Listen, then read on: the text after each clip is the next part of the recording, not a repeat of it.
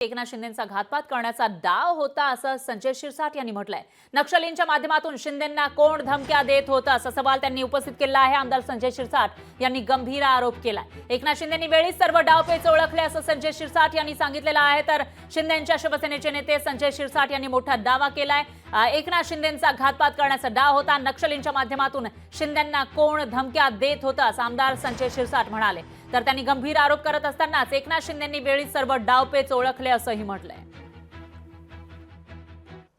दिलं होतं ना नक्षलिस्टचे धमक्या शिंदे साहेबांना कशाच्या माध्यमातून देत होता? कोण देत होतं धमक्या?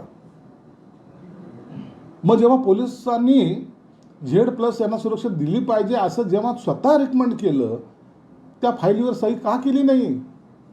काय कारण होतं? आपला एक सहकारी जो गडचिरोलीमध्ये लढतोय, जो नक्षलिस्टशी सामना करतोय, त्याच्या धमक्या येत आहेत, पत्र येत आहेत, माणसं येत आहेत, तरी त्यांना Z+ची सुरक्षा नाही। परंतु ते एकनाथ शिंदे होते, ते ह्या सर्व डावपेचाला ओळखून होते आणि ज्या पद्धतीने ते स्वतः उभे राहिले, अहो या सगळ्या लढायातून गेलेले हे आम्ही शिवसैनिक आहोत, म्हणून आम्हाला भीती वाटण्याचं काही कारणच नाही।